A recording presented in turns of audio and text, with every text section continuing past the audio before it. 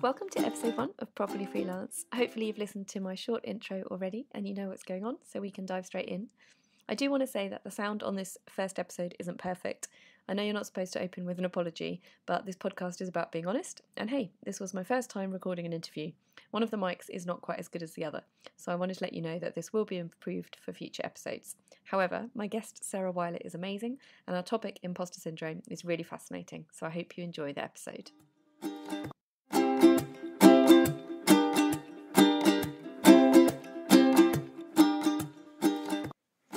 So this is episode 1 of Properly Freelance, and I'm very excited to be joined by Sarah Weiler. Hello, Sarah. Hi.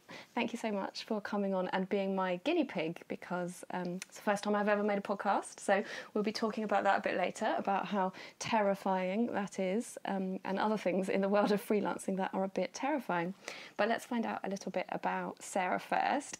Can you tell us in a few sentences what you do, Sarah? So I'm a facilitator, and I set up a company a few years ago called Power of Uke, where I run workshops using the ukulele in the business world. And I also run a comedy night and perform comedy, and also training to be a coach. And you're also quite a successful speaker. You've been doing lots of speaking recently, conferences, TEDx talks, that kind of thing. So in my eyes, a very successful freelancer, which is one of the reasons why I wanted to get you onto this first episode. And we will be listening to, hopefully, one of your songs during the episode as well. And you might be hearing a little bit of one of Sarah's songs as a little bit of theme music throughout the podcast. Could you just say a little bit about how you kind of got to this point in your freelance journey and your career?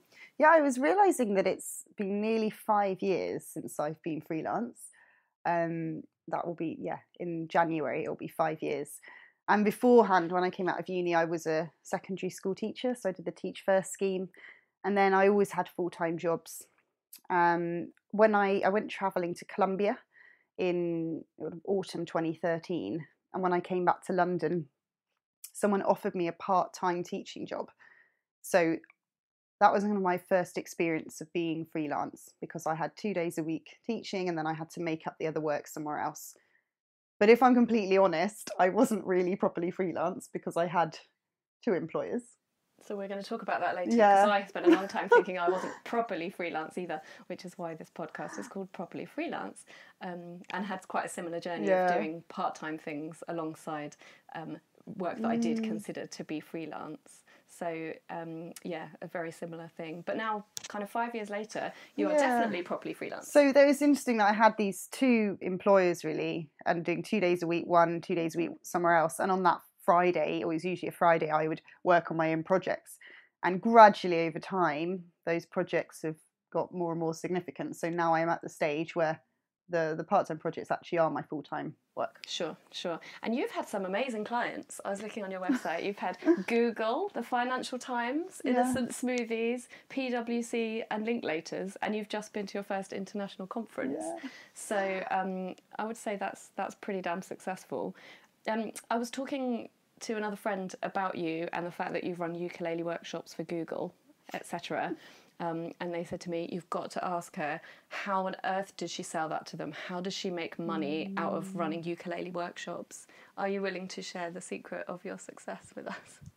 Yeah, I mean, it's been a long journey of being paid for this work, and I think it's been a mix of, through me doing workshops, which maybe at the beginning I did for a much smaller price, I got to see the value. And I think that, although now I look back at how much I charged and feel a bit embarrassed at me underselling myself, I think actually it gave me a lot of confidence to run these workshops, get testimonials, get people saying, actually, this is really valuable. I didn't really know how they could be valuable until I did them.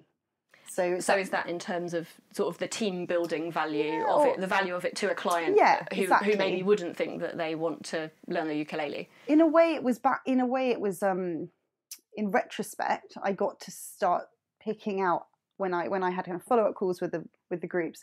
I got to hear things that I maybe hadn't realised would be an impact, and then through that, then it changed the way I then communicated about it. So with every workshop I do, I can get more information about what it is, and then I can start planning intentionally. But I think now I have specific skills that I see that these workshops teach. So stuff around developing growth mindset, getting in touch with your more creative side at work, dealing with ambiguity, building empathy, and all of these things come out of the work I do. So I think the shift for me has been from originally talking about it as a ukulele workshop. I'm now talking about it as like a skill-based workshop where I happen to use the ukulele. Right, you're talking about it in terms that your client then understands. Yeah, exactly. Yeah, exactly. So that's how you monetize it. Fantastic. Yeah. And do you honestly make a living out of this? I do now, yeah. You do. That's amazing. But it took a while. It's taken a while, yeah. To get to that point. You had to do other things along the way. Exactly, yeah. To support it. Yeah. Which I think a lot of us did. This is the bit where I intended to introduce one of Sarah's fabulous songs, but I forgot because it was my first time making a podcast and I was just so excited talking to her. You can find more of Sarah's songs by going to YouTube and searching Power of Uke, that's U-K-E. Anyway, here it is, appropriately for the time of year, the tax return song.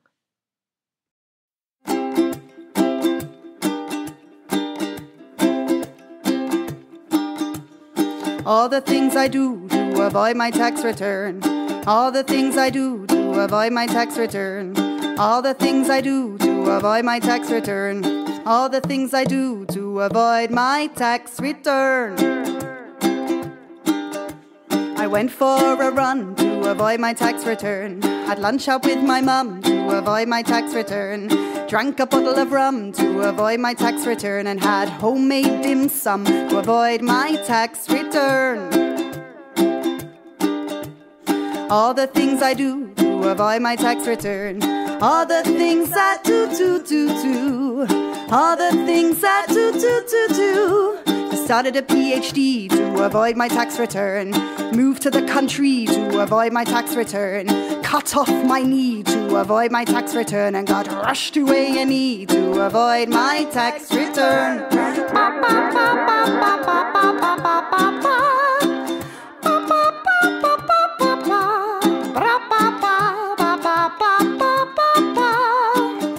I went back to sleep to avoid my tax return. Burnt all my receipts to avoid my tax return. Got an Uber to Leeds to avoid my tax return. And got arrested by police to avoid my tax return. The 31st of January, it is very near and dear to me. Oh dear, when will I do my tax return? All the things I do to avoid my tax return. I got a taxi with some Texans to avoid my tax return. I did somebody else's tax return to avoid my tax return. I wrote a song about avoiding my tax return to avoid my tax return.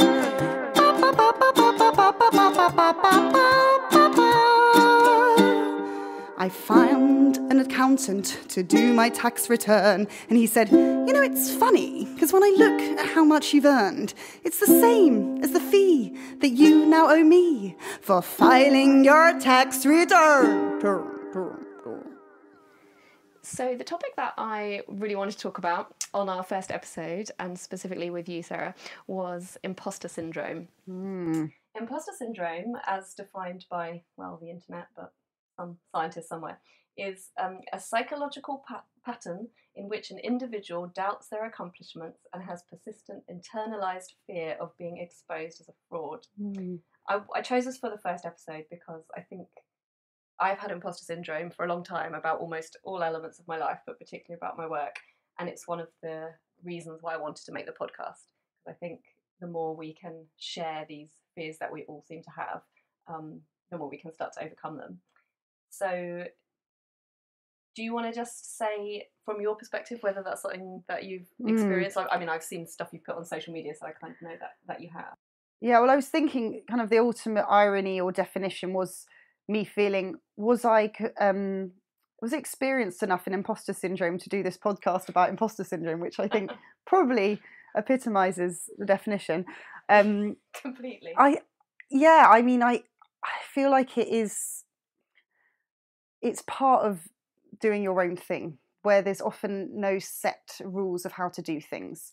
I think you kind of, as a freelancer, you want to be, there's this saying, isn't there, if you're you're the most experienced person in the room, you're in the wrong room. And so actually surrounding yourself by people who are you perceive to be further along the journey from you is important. But they I kind think of pull you up. Yeah, but I think it's managing in the process the feeling that you're not where you need to be, and that you're not really allowed to be there. And I think for me that manifests as like a real, like I suddenly get like a real anxiety or nerves, where like really physical sensations like stage fright, where often I just convince myself that the client I'm about to do a workshop for is going to cancel. Pretty much anytime someone emails me who I haven't yet done a workshop with, I think that they're emailing to cancel, and that they're going to be like, sorry, we don't want to, we've finally found out who you really are, and it's just completely unfounded. But it's really embedded, this fear that I'm not good enough, and it's almost the point that when people then share the feedback, and like usually they're like, yeah, there's no points for improvement, like that was exactly what we wanted, and I'm like, thank God. But it's like I don't know at what point I will start believing that I'm like I can do it. Well, this is the interesting thing about imposter syndrome. I'm not sure that we really ever get over it. One of the things I was reading, I watched an interesting it was a TED education video that I was watching this week, and that was talking about how some really famous people had admitted to having imposter syndrome, and that included Maya Angelou and Albert Einstein, who both talked about the fact that no matter how many books they'd written or how many Nobel Prizes they'd won, they still had this feeling that somebody would expose them as a fraud. And it actually suggested that maybe syndrome is an inappropriate word, because that suggests that we don't all have it, and perhaps it's actually the case that maybe it's just part of the human condition. I don't know what purpose it might be serving in terms of evolution, but that's it's a good question. Definitely quite widespread. I have it massively, and I've had it particularly kind of pronounced in relation to work that I do where I'm leading workshops. So I haven't talked obviously about what I do as a freelancer yet, and I kind of will expand on that over the course of the different podcasts. But one of the things that I do is I run theatre workshops, mostly with community groups, and I do have an expertise in this. I have a master's in community theatre, and I've been doing it for 6-7 years. I've set up my own company. People have come to that. I have a group specifically of visually impaired people who come to theatre workshops. We put on shows. Hardly anybody ever leaves. And it's, there's lots of things telling me I do know what I'm doing. And yet in that particular context, I often walk into a room and just get filled with this fear and dread that I don't know what I'm doing and that I will be exposed. And it's a bit, I have real respect for anyone who's ever been a teacher or works with young people, because it's that kind of classic idea of they want you to mess up. And I know in the work that I do, it's not true. They don't want me to mess up. Everybody's there voluntarily. They want to have a nice time. And yet I still have this kind of feeling of fear and dread. And it's also about comparing yourself to others. So I really had that feeling in relation to other people I did my master's course with. I felt like I was there because I had got a good academic record, and that maybe that was what the university wanted because it would look good on paper, but that everybody else who was there actually knew how to run theatre workshops. It's interesting how you can convince yourself that you are there by accident. Even when you achieve things, you can say, oh yeah, but it's just because of this. Or it's just because that person put me in. Or this, just because there's always and I think that's part of imposter syndrome, that we kind of deny, and the achievements, the accolades we do have. It's part of it's the uncomfortableness with celebrating what you have done. Yeah, absolutely. In terms of my master's course and the people that I met there, lots of absolutely lovely people, but afterwards, for about 3 years, I avoided ever going to any type of networking or reunion type sessions, because I felt that they would all be much more successful than I had been, and that if I was successful, they would think I didn't deserve it. Oh, wow. Now, on a rational level, I know none of them would think that, but I didn't go. And then, actually, after about 5 years, I did go to a kind of alumni event, which wasn't billed as a networking session. It was billed as a professional development type event. So I kind of had another justification for going. And it was there that we got into a group conversation, and somebody used the phrase imposter syndrome, and I'd never heard it before. And I went away and I looked it up, and I was so changed by the fact that this person who I really admired and respected and thought was much better than me had admitted to having these types of feelings. And I became quite obsessed with it since then. I wrote a blog about it, and it's kind of just this little thing that I keep in my pocket now of like, it's okay, we all feel like that. Maybe it's part of our condition, not an actual reflection on our ability. Absolutely. And I read a book recently called Playing Big. I don't know if you've heard of it or read it. It's on my shelf actually. Tara Mohr, and she talks about actually this fear that comes up is a really good signal that we are pushing ourselves. So when we're in our comfort zone and we're doing, even, you know, if we're feeling good about stuff, we usually don't feel this imposter syndrome. It's when we're stepping out of our comfort zone, even if we've done it millions of times before, but it's something is still feeling new or unfamiliar, that's when we feel it. And actually she reframes it and says, well, if we notice it, that means that's a good signal. And rather than feeling scared of it, feeling like actually it's a moment to stop and go, cool, I'm pushing myself to this new level. And there's also the idea of that actually the more you know about something, the less competent you feel. Because if someone said like, oh, taught you some basic Spanish, you probably think you knew quite a lot. But once you study it, you're saying, like, well, I don't speak it fluently. It's like when you learn something at GCSE and then at A-level they tell you all of that was wrong because actually you need to understand it on a more complex level, so you have to unlearn. So going back to the Einstein thing, because there's that quote from him which says, don't worry about your problems with maths, I assure you mine are more difficult, or mine are worse, right? And because he knows so much at that point that actually he sees what he doesn't know. So there is something around, again, the feeling we don't know enough is a signal we know probably quite a lot, but you're just exposed to it at that point. That's such a nice way of looking at it, actually. Because that was what I was going to kind of come on to, was saying, what are the ways that we can deal with this? So just the acknowledgement of it, I guess, is the first really important way, noticing when it comes up and saying, okay. So I think I've really changed this since reading that book. And when I was at this the event you alluded to the other day, where I wrote this blog post afterwards about how I'd felt so much fear, but usually I may have before thought, well, I wasn't ready for this, and now it's like, no, it's cool that I'm feeling that fear. That means this is pushing me, and like if I'm not feeling scared, I'm doing stuff I've done a million times before, and perhaps you end up feeling bored. Yeah, well, exactly. I think there's a fine line. So I think that's one thing, is seeing the imposter syndrome is like, I start to like play a little bit with it now. So I had a thing the other day where I'm part of this network, which is for law firms and people who do training for law firms. Now, I don't know how I got into this network. A bit like I think someone told me about someone who like added me to a list. I got invited to an event. So you feel like you don't belong there. Felt like an imposter, but I got invited to this networking event. This was a couple of weeks ago, and it was on the 33rd floor of a law firm in the city. And just as I was arriving, I reread the invitation. It was like business dress, and I was wearing like a floaty summer dress and flip flops. I mean, that's what you wear to go about your business. Yeah, it is. It was very me, but it wasn't like appropriate. Anyway, I arrive at this thing, and like everyone's in suits, and there's this beautiful sunset, and I had my badge and it said Power of Uke, and everyone, when it was like training for law firms, it was like how to write and how to like do negotiation skills. It wasn't ukulele workshops. So like suddenly everyone's like, oh, how interesting. And I felt myself like, I was like, okay, I pushed myself, but this is a step too far. I totally shouldn't be here. And it was like the biggest imposter syndrome I've ever felt. Like I felt embarrassed about what I was wearing. I felt like I was going bright red. Everyone that spoke to me was like, what, law firms buy that? And I was like, yeah, which is like not true. Like one law firm did a taster with me, and that's why I'm there.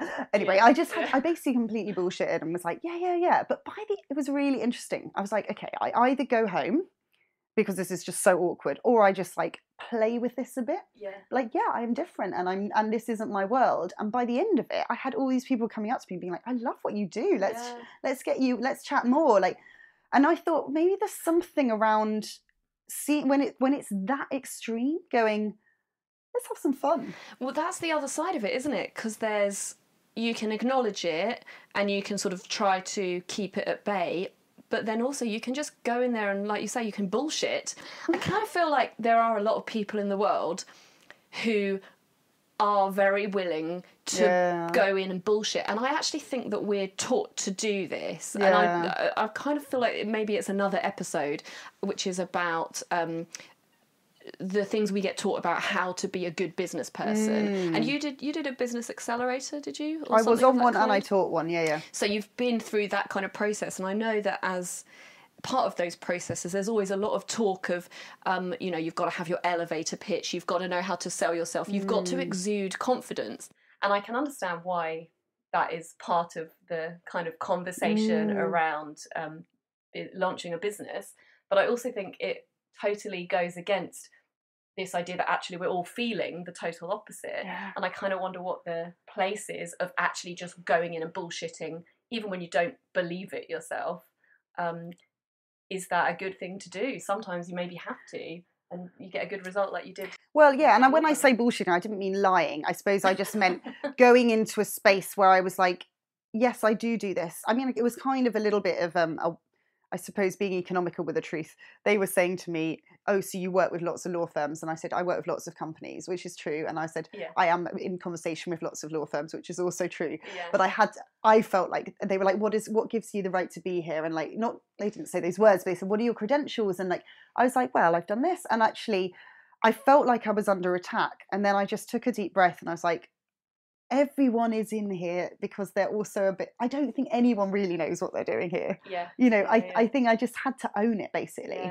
So there's owning it. That's a useful type of bullshitting, getting to it. Owning it and just being confident in what you can offer. I guess the really unuseful kind is what you see on The Apprentice, where these people have outright lied on their CVs, and that kind of bullshitting from other freelancers is what makes people like us actually feel really crap about ourselves, because we're looking at them going, well, how did they get to where they are? And the truth is they're not really where they are, they're just putting on some kind of facade. So I think it's quite interesting that we are kind of taught to do that, but we have to know where to kind of stop and how to serve a different purpose. I think there's something around, the more you say it, the more you'll believe it. So I was at a networking event with someone the other day who is about to launch a business, and they're thinking about it and they're in the initial stages. And when people said, what are you doing? She was very honest. And she said, oh, I'm thinking about maybe. And I was like, just say I'm launching a business, because we can be economical with the use of the present tense. I am launching could mean you are at some point, or it can mean right now. So it's starting to be in that world where you say, I'm just going to see how it's seeing how it feels to say it. So just being playful and starting to play around with what it would mean to say things that weren't like, that you maybe don't believe, but what would it mean to say it? Well, I think we have to all take something from the fact that everyone who ever made it went through that, and they probably had to, like you say, be economical with language at one point or another. And we shouldn't kind of beat ourselves up about the fact that we're, inflating what we do. We're actually, like you say, trying out the language. And people aren't really going to check stuff. Like, they're going to buy from you and they're going to want to work with you as a freelancer. So, if it was the most important thing to them that you had worked with a specific company, then that would be a deal breaker. So it doesn't matter. But most of the time, they've got a sense of like who they want to work with. And I think it's actually about making a good impression and an honest impression. It's a really fine balance. So I suppose like other things that I do to like keep it at bay, I think sharing, actually, like taking the time to share with people like that I found so scary, and like, voice that, but also celebrate. So really taking the time when I have been through something where I felt like a real imposter, someone, either another freelancer or a friend or a family member or my coach, and say like, wow, let's just take the time to acknowledge what you just did and what you just went through. And I try and do that with other freelancer friends as well, because often we are trying so hard to get somewhere, and then when we get there we're already on the next goal, and we never stop and take stock of where we are at. So that's a big thing for me. So looking back, I've found that useful sometimes with projects that I've worked on, to look back at, say, the funding application or the plan, or just look back at some documentation of something that I did 3 years ago and go, oh yeah, actually I have grown and learned a lot from that point, because it's so gradual when it's happening to you and you're so kind of in it. But if you then look back and take stock, it makes a big difference, doesn't it? It was interesting what you said earlier about it being a condition, a human condition, because I also wonder, like, what would it be like if we never felt imposter syndrome? Like if we always felt like we were totally supposed to be everywhere and that there was nothing that was going to be scary about it, I think we would get bored. I don't think we'd feel challenged. Stuff might go wrong as well, because my imposter syndrome makes me be a meticulous planner, especially for like workshops and stuff that I'm kind of in charge of, and sometimes that planning is maybe a bit unnecessary, but often when I see a session that is less successful in my eyes, maybe run by somebody else, it does seem to come down to a slight lack of planning, and maybe it is because there's a bit of complacency there. Yeah, so that's interesting, isn't it? About whether it's when you don't feel like an imposter, do you get complacent? And I spoke to a comedian the other day who said, I need to feel nervous, otherwise I stop being present. Yeah. I need the anxiety and the fear of, otherwise I walk on and I'm not really actually there. Yeah. It's just exhausting to feel like that forever. I think as you kind of get more experienced and move on in your career, you kind of get to a point where you're like, I can't deal with feeling like this all the time. Sure. So you have to learn to kind of calm it down a little bit and not let that feeling kind of rule your every waking minute. I think it's also that if the imposter syndrome comes when you're like doing something new or scary, then it's about balancing that with things that you know that you're going to feel good about and where you really are in your comfort zone, constantly dancing between those two. So making really sure in your portfolio or your kind of your next few months, you have some things that are going to really stretch you, but also some of those just like mediocre tasks that you just know how to do, or like maybe it's going to be in a teacher expert role where you're going to be sharing. Do you see what I mean? So you're balancing that out. Yeah, it's definitely true. It's something I've been thinking about a lot lately in terms of the work that I do and the variety of different work that I do, and actually realising after a long time of thinking that I was working towards one thing, I've come to acknowledge that I actually really appreciate some variety, and part of that is to do with not spending all of my days in roles where I have this very intense feeling of imposter syndrome, because they're the ones that stretch you. They're also the ones that stress you out and wake you in the night and all of that. So what have been your ways of dealing with it? I think, coming to acknowledge it has been a really big way of dealing with it, really important for me. And actually, it's kind of started to shape a bit the way that I go about my work. So I've specifically chosen within my community theatre work that I want to work with adults, and a big part of that is not wanting that feeling of walking into a classroom where a group of children or 15-year-olds or whatever might want to undermine you. And I'm not saying that all groups of 15-year-olds would want to undermine you, but I have a lot of respect for people that can do that. I've decided that I really like working with adults because I can work in a very honest and open way. So all the groups that I work with, they are there by choice. And although we have loads of disagreements and loads of difficult and awkward conversations, the bottom line is that I can be very open and honest with them. And if we can't agree on something, nobody is being forced to stay in that room. So that's become a kind of quite integral part of my creative practice, is that it's an honest and open process. So most of the theatre work that I make is devised and collaborative, and as much as possible we're trying to use ideas from across the group. So we have this kind of transparency of people being able to see where the ideas came from and how they ended up in the final piece. And that actually allows me to be very much myself, to be transparent, to be open. And I feel like that helps me with imposter syndrome, because I can be open about that with a group as well. Yeah. I can say to a group, I don't know how this is going to go today. This is a new thing for me. And I'm not sure you could say that if you're walked into a room with Google. That's interesting. But for me, I've found that that's a really good way of sort of keeping it under control. Naming it so that everyone actually is there with you. Yeah, because chances are there's lots of other people in the room who are experiencing that as well, especially in the kind of settings that I work in. So I'm very lucky that I work in a context where it can be named. But then that could extend to someone like yourself if you're running a workshop in a corporate setting, because you're asking them to step out of their comfort zone, actually. Absolutely. You're out of your comfort zone at Google. Absolutely. But Google employees are almost definitely out of their comfort zone playing a ukulele. Well, absolutely. And so it's about, for me, it's about finding a level of honesty that. And even if I don't share it with them, I can tap into it in order to build empathy and hold the space. So by knowing I'm feeling out my comfort zone, I can go, that's probably how they're feeling about this. Yeah. So you know what I mean? You can tap into that. I think it's just really important for us to all talk about it. The more we know that everyone's got it, the more we realise it can't be real, because it's not possible for everyone to be an imposter. That's not how the world works. It's actually, imposter syndrome is the background to why this podcast is called Properly Freelance. Yeah. Because I spent 7 or 8 years as a self-employed person, but not thinking that I was, in speech quotations, properly freelance. So what's properly freelance then? Who knows? I think that might be one of the things that we might be exploring over the. What did it mean to you? Like, how did you know you were properly freelance?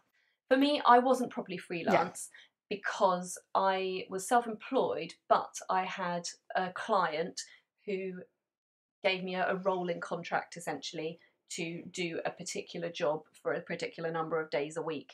And it was a very small company. And they were kind of just starting out. I was the first kind of paid member of staff in that type of role that they'd had. So it made sense that it was a freelance contract. However, I didn't view it as a proper freelance contract because I didn't have to go and hunt down my own work. What were you saying about the Freelancers Anonymous earlier? So we used to have, at the Impact Hub in Brixton, we used to have something called Freelancers Anonymous, which was on a Monday morning we could go and meet other freelancers and set goals for the week and that kind of thing. And it was called Freelancers Anonymous to encourage anyone to come along, whether you were kind of running your own business or just a sole trader.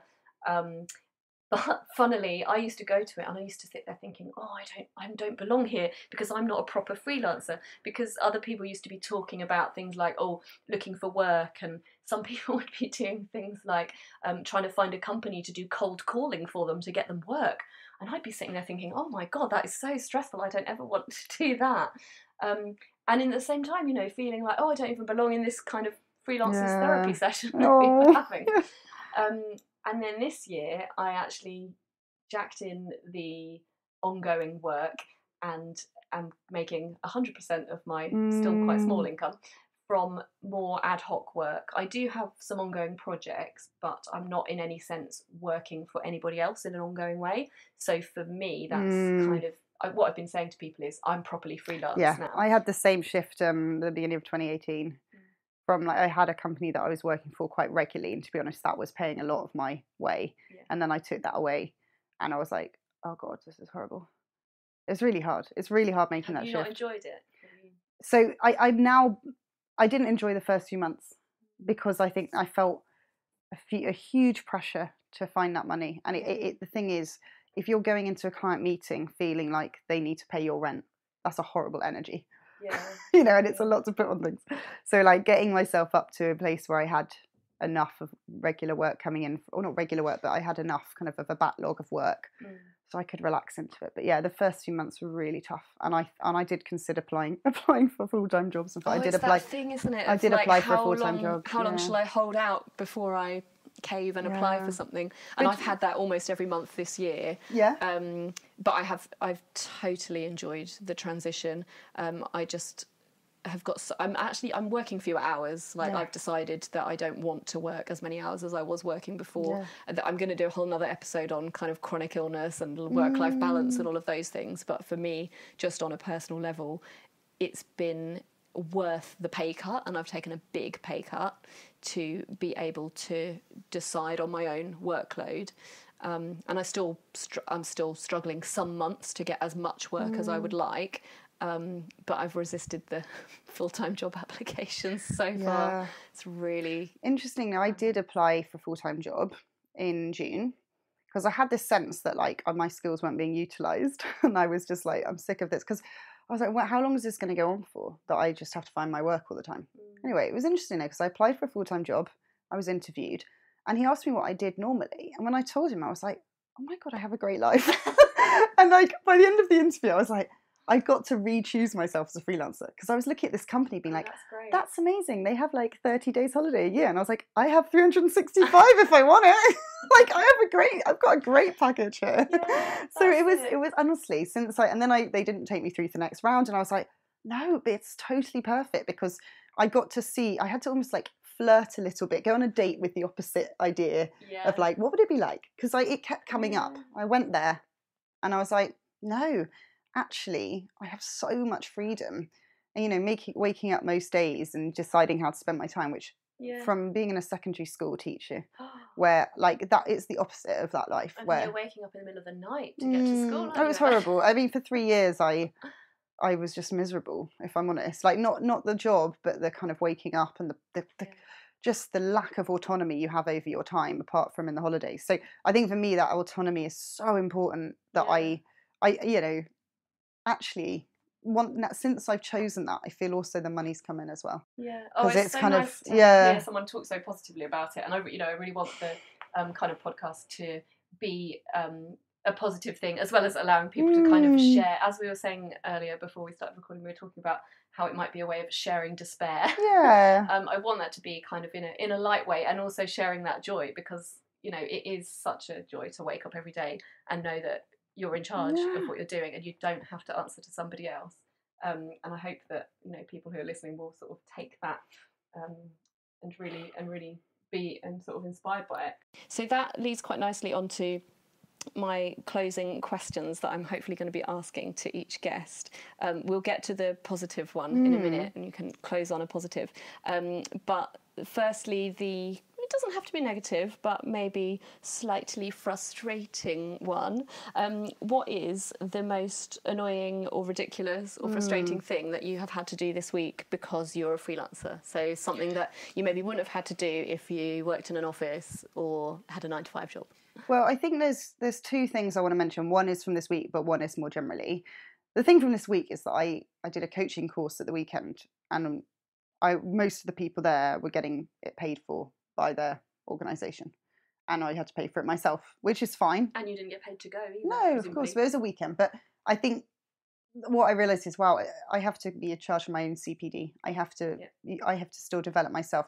How great that I get to choose what I want to do. But it is, you know, you're really having to invest in yourself, and when you're working in a company, that just comes like you get sent on courses, and you know it just made me more aware of it, really. I always think whenever I see training opportunities, I always think, oh well, I have some sort of regular-ish clients, and I think, oh, a lot of them would be happy to contribute a bit towards me doing this, but none of them are going to want to pay for the whole cost of me doing this. So is there a way that I could, you know, email them all and ask them to pay 20 quid each? It's worth trying, isn't it? But no, I think what you actually have to do is factor it into your pricing, don't you? Absolutely. Which is another episode absolutely. As well. So I mean, I think I do invest in myself through training. I suppose it just was like, because I spoke to a few people and they were like, yeah, my company's paying for this, and I was like, wow, it's a different engagement. But you know, it's not terrible. It's just something that I became aware of. Yeah. And I suppose the other thing, this is more an ongoing stuff, but when you have a full-time job, people think you're busy.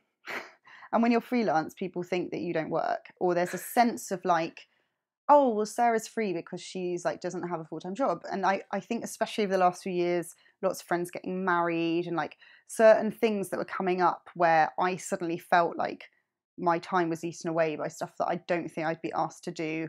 And partly it's my own fault for putting not boundaries in. So I think that's the other thing. Like, when you have all day, every day, you've got to be so boundaried about what you say yes to, because actually you can meet someone for coffee and you can go and do this and you can do that. And I've had to get really good at seeing like, what actually do I need to do now? Because it's always going to feel more exciting to go and meet someone for coffee than work on your website. Or you were saying before that you even had a complex about whether to give any time to do a podcast. Yeah, I know. And it's true, isn't but it? I felt into it, and I was like, no, I really would like to do this. And but it is, I think that's one of the hardest things about being freelance is being boundaried about your time, and also because you suddenly have the opportunity to do all these things. I flux between suddenly opening up all these opportunities and like this huge amazing menu of things, and then being like, oh god, I've taken on too much and I haven't actually reached out to any clients. So it's being like, you want to get the best out of having the time being your own, but also making sure that you still do some of the money earning stuff, because I think that's where I found it hard. It's very easy to say yes and then suddenly realise that you've got 3 days where you don't actually have any time to do any work, isn't it? I work a lot in Suffolk, where my family live, although I'm based in London. And every time I go to Suffolk, I have this kind of complex about whether to spend more time with my little niece and nephew or whether to just get on with work, because I've always got loads to do. And some weeks I'll just think, oh, well, I'm just going to hang out with them for a bit, and then 3 days will have passed. But I think that's also... I've really loved that about being freelance recently, that I can make those choices. You know, I've had friends who've needed me to look after their babies, and I've actually been like, how great that I can do that. How great. Or like when I'm, I went to a conference a couple of weeks ago, and then the next day I was so tired, and I was like, well, I can spend the day chilling. And whereas if I had to go to a full-time job, I think there's that flexibility. But with that comes the need to be, it's just learning those boundaries. So my annoying thing that I did this week, because of being freelance, is that I picked up the phone and it was about 6:45, and I was just starting to peel some carrots for my dinner. But of course, when you're freelance, you have the same phone sometimes for your personal and work life, and you pick it up because you don't know if it's going to be, a friend asking you to go and have a nice evening with them, or if it's just going to be, it was HMRC doing their survey, and I'd had a letter saying that HMRC would be contacting me about their survey, because they're surveying small businesses, and when you're a freelancer, you're a small business apparently, even though you're just like your name. You are a small business of yourself. So my business, it's called Jenni. So anyway, I picked up the phone, and this lovely young man with a kind of northern accent always gets you. Oh, I know. I'm just so bad at saying no. He said, I'm phoning from such and such on behalf of HMRC. Would you mind sparing a few minutes to complete this survey? And I kind of thought, well, maybe I should, because, we like to complain about HMRC, so it'd be good to actually give some feedback rather than just complaining on social media or whatever. So I said, okay. And I said, how long will it take? And he said 15 minutes.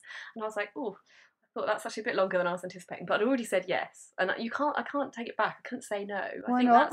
I think that's about being a freelancer as well, because we've learnt to, you mustn't say no in case you never get another opportunity or something. Not that that's this was also another episode. I know, I'd love this to chat wasn't about that. but for some reason I just couldn't say no. So I said, well, I'm going to put you on speakerphone so I can carry on peeling my carrots. Hilarious. And I was just peeling my carrots into the phone. Multitasking. Great freelancing. And the guy on the other end started to speak. I've never heard anyone speak so fast. He was like a chipmunk on speed or something. He just started speaking so fast. And he said about 20 times, he said, how would you rate your agreement with the following sentence on a scale of 1 to 5, where 1 is don't agree at all and 5 is I agree completely? And even though every single question was the same format, he had to say that every time. I know. And the survey went on for 21 minutes. That was the length of the phone call, even at the most ridiculous talking speed. So his 15 minutes was just a lie. And by the time he finished, I'd just kind of done all of the food prep that I could do, and was actually just waiting for him to get off the phone. And afterwards I thought, God, 21 minutes of my time, that's worth quite a lot of money. Yeah. I think you should have hung up, mate. I would have hung up. I'm never going to get that time back, am I? But this is great, because you've seen it, and now next time you might... Well, and I've given my feedback, so I think expect, you've done it from HMRC to give me perfect service from now on. It's not that bad, 21 minutes. But yeah, that thing of like, oh, I might not get another opportunity, that's really... There's a great book called Essentialism, which I recommend around that. Yeah, and he talks a lot about how often when an opportunity comes our way, we will think, oh my God, I can't turn this opportunity down. It's like, but 5 minutes ago, you didn't want that opportunity. So it's not a good opportunity if you don't want it. And then suddenly you convince yourself that you have to have it, and that you're such a huge loss to your life. And it's like, no, I didn't even know about it 2 minutes ago, so it's not a loss. So true, isn't it? Yeah, how quickly we get kind of wrapped up in the moment of this thing that's being offered to us. It's like we need it. A client will reach out, And so then I will in my head be like, oh, well, that's that money I've got now. And then they go, actually, no, we can't do it. And I'm like, oh my God, I've just lost all this money. And I'm like, no, you haven't lost anything. You just didn't get it. Yeah, I will factor things so in. Catastrophized. I have this thing when I'm in the shower in the mornings, I like to kind of try and work out if I'm going to earn enough money that month to eat. It's just a thing that I do in the shower. What a lovely shower time. And I always factor in any bit of work that's kind of even tentatively, minutely possible. And then when it doesn't happen, it's awful. It's difficult though, because in my spreadsheet, I do put in the things where we're starting to have conversations, because I'm like, I want to feel like it's happening and I want to account for it. But then you have to also be like, but if I don't, you kind of have to have like the dream spreadsheet and the realistic spreadsheet. Yeah. Well, spreadsheets, that's a good topic as well. Oh my God. Loads of podcast inspiration. Oh, so great. To close on what was the best thing? To close on a positive, what was the best thing about freelancing for you this week? What was something that happened that you wouldn't have been able to do if you weren't a freelancer? Yeah, I mean, I think it's just having such a varied week. I went for a meeting today at Bloomberg, and when I felt like I was in the future, and I was like, this is amazing. Basically, I got in the lift. They took a photo of me, got in the lift, went out the lift, and when I got to the top, there were loads of us in the lift, bearing in mind. This woman was like, Sarah, and she was there to meet me from my photo. She knew who I was, and I was like, oh my God. That's a good thing. I know, but it was I felt like I was in Black Mirror or something. It was crazy. So I was like, this is cool. And then now I'm doing this podcast, and then later on I'm going to collect some ukuleles from a guy I've met through freelancing. Crazy day. But every day is really unique. And I think one thing that particularly I thought of today was that I went to H&M, and there was 3 people in the shop, and I got to calmly try on clothes and, peruse, where at the weekend it's just horrendous. I know it's a silly thing, but it actually, shopping in the middle of the day is a real luxury. Yeah, it makes a difference to your life. Mine is very similar. So the best thing that I've done this week that I couldn't have done if I had a 9 to 5 is that I went swimming at 11 o'clock in the morning, and I had the entire swimming pool to myself. Was that at Brockwell Lido? At Brixton Rec. Right next to the Impact Hub. So, I don't go to the Lido. I'm a very, very cold person. Oh. I don't do Lidos.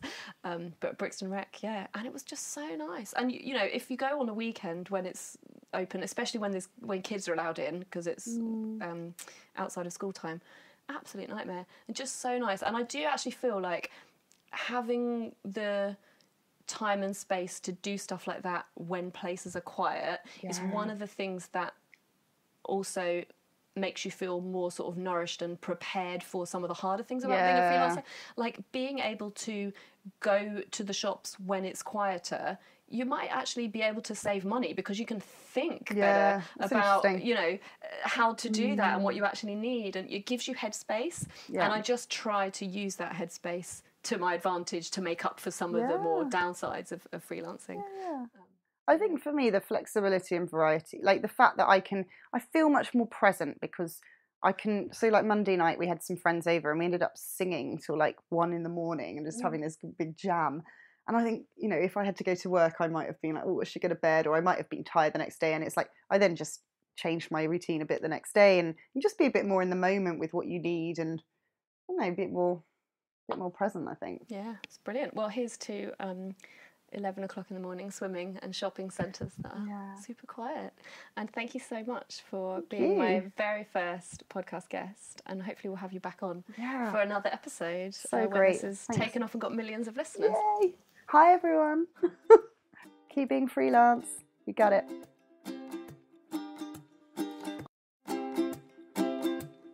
You've been listening to Properly Freelance with Jenni Elborn. My guest and provider of my theme music was Sarah Weiler, and the podcast is supported by Impact Hub Brixton.